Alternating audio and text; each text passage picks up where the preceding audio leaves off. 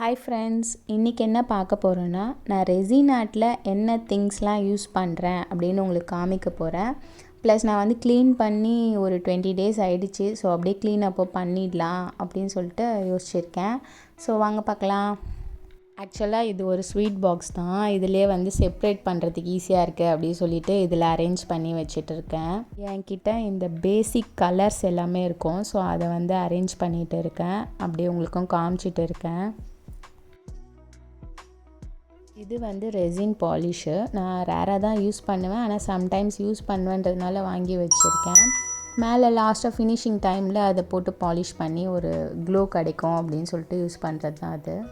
லேக்டெக்ஸ் பார்த்திங்கன்னா நம்ம double side work பண்ணும்போது யூஸ் ஆகும். ஒன் சைடு அப்ளை பண்ணிவிட்டு ஒன் சைடு ஒர்க் பண்ணலாம். அந்த ரெசின் எதனா ஸ்ப்ளிட் ஆகிடுச்சுன்னா கூட அதில் அந்த லேட்டெக்ஸ் ரிமூவ் பண்ணும்போது வந்துடும். ஸோ அதுக்காக யூஸ் பண்ணுறது தான் லேட்டெக்ஸ். நெக்ஸ்ட்டு பார்த்திங்கன்னா ரெசின் பபுள் ரிமூவர். இது இல்லாமல் வந்து நம்ம ரெசின் ஆட் பண்ணுறதே கஷ்டம் தான். ஏன்னா நம்ம பபுள்ஸ் ரிமூவ் பண்ணணும் இல்லையா. இந்த பாக்ஸ் ஃபுல்லாக நான் வந்து டூல்ஸ் போட்டு வச்சுருப்பேன். ஆக்சுவலாக அந்த கட்டரு, அப்புறமா அந்த கீ செயின்க்கு ரிங் மேக் பண்ணுற அந்த டூல்ஸ் எல்லாமே போட்டு வச்சுருப்பேன். ப்ளஸ் டேப்ஸ் எல்லாமே போட்டு வச்சுருப்பேன். இந்த டேப் பார்த்திங்கன்னா நம்ம போர்ட் டேப் இல்லையா, அது போர்டு யூஸ் பண்ணும்போது ஒட்டுற டேப்பு.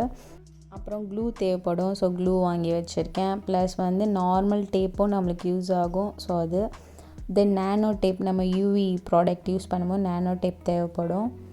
தென் தேங்க்யூ டேப் வந்து நம்ம கடைசியாக ஃபைனலாக தேங்க்யூ சென்ட் பண்ணுறதுக்காக அந்த டேப் தேவைப்படும் இல்லையா, அது. அப்புறம் ஸ்டிக்ஸு ப்ளஸ் என்ன டூல்ஸ்லாம் வந்து நம்ம ஒர்க் பண்ணும்போது சடனாக எடுக்கணும் அப்படின்னா ஈஸியாக எடுக்கிறதுக்காக இந்த பாக்ஸில் போட்டு வச்சுருப்பேன்.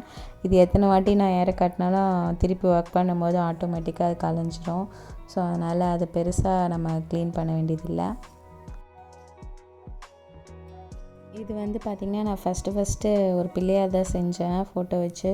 ஸோ அது வந்து ஃப்ரெண்டு கேட்டிருந்தாங்க. அவங்க ஆர்டர் கொடுத்ததே பிள்ளையார் தான் ஆர்டர் கொடுத்துருந்தாங்க. ஸோ அதனால் அதில் 2ஆக பண்ணியிருந்தேன். ஒன்று நானே வச்சுக்கிட்டேன்.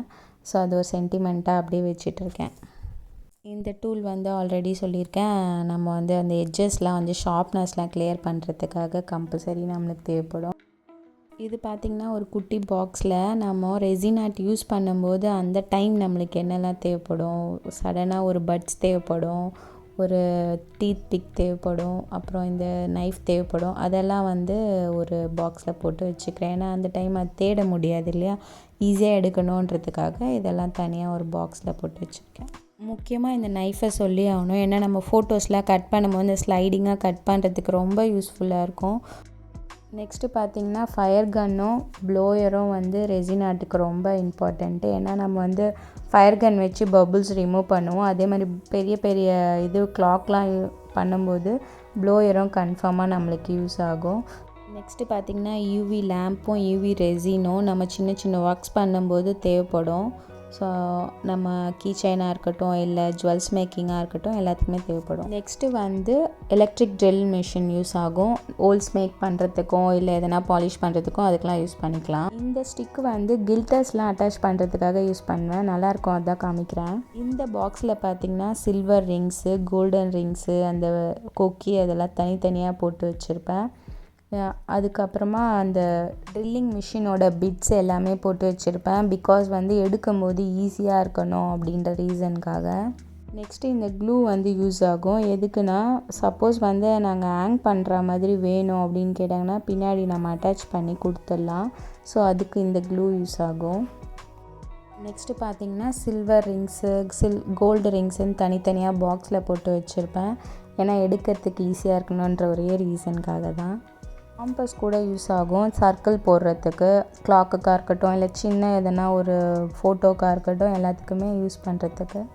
நெக்ஸ்ட்டு பார்த்திங்கன்னா மோல்ட்ஸ் தான் காமிக்க போகிறேன். ஆக்சுவலாக ஹார்ட் மோல்டு என்னெல்லாம் என்கிட்ட வெரைட்டிஸ் ஆஃப் மோல்ட்ஸ் இருக்கோ அதெல்லாம் காமிக்கிறேன். ப்ளஸ் வந்து இன்னும் அன்பேக்கிங் பண்ணாத மோல்ட்ஸும் காமிக்கிறேன்.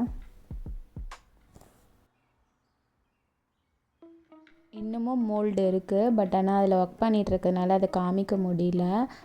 பட் ரெசின் ஆர்ட்டில் வந்து நிறைய மோல்டு வாங்கினா தான் நம்ம ரெசின் ஆர்ட் ஸ்டார்ட் பண்ண முடியும். ஏன்னா எல்லோரும் டிஃப்ரெண்ட்டாக கேட்பாங்க. ஸோ அதுக்காக நம்ம வந்து வாங்கி தான் ஆகணும், வேறு ஆப்ஷன் இல்லை.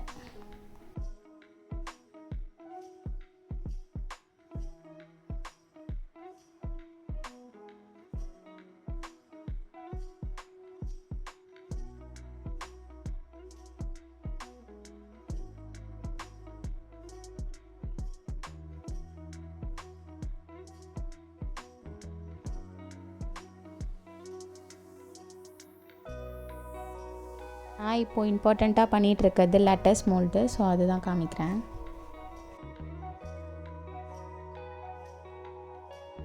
நான் ஷாப் வச்சுருக்கனால ஃபோட்டோ பிரிண்ட்டு, லெட்டஸ் பிரிண்ட் எல்லாமே நானே எடுத்துடுவேன். கார்ட்ஸ் பிரிண்டிங் எல்லாமே எதுவுமே நம்ம வந்து வெளியே கொடுக்கறது இல்லை.